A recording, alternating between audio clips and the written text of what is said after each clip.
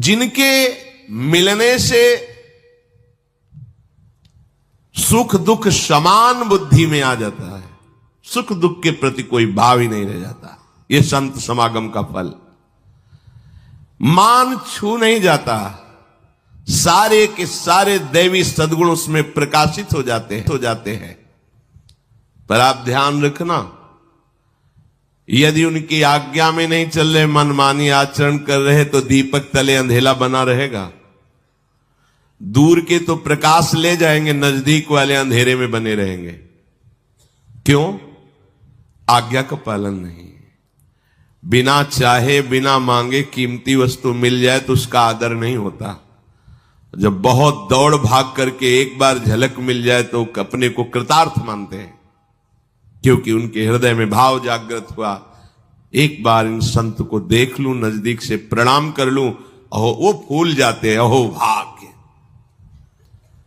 और जो संत के प्रभाव के भोक्ता बन गए, प्रभाव, उनके प्रभाव से अच्छी वस्तुएं आना, उनके प्रभाव से सम्मान मिलना, उनके प्रभाव से अयोग्य होने पर भी प्रतिष्ठा होना, वो फिर संत की वास्तविक महिमा में प्रवेश नहीं पाता।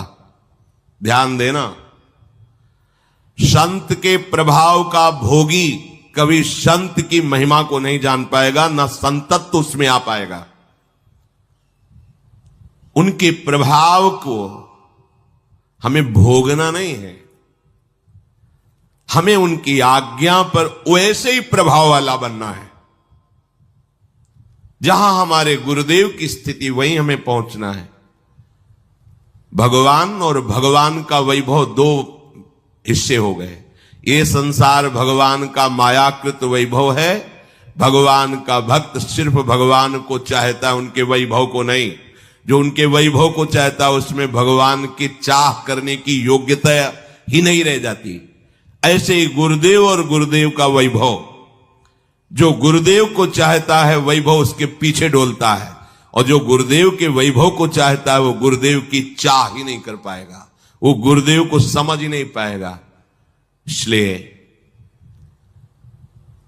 जो संत महात्माओं की आज्ञा के अनुसार उनके हृदय की स्थिति प्राप्त करने पर अपना जीवन कृतार्थ समझते हैं, वही वास्तविक संत का लाभ ले लेते। नहीं तो उनके प्रभाव से देखा गया है, महापुरुषों के प्रभाव से दुनिया का वैभव उनके चरणों में लुटता है।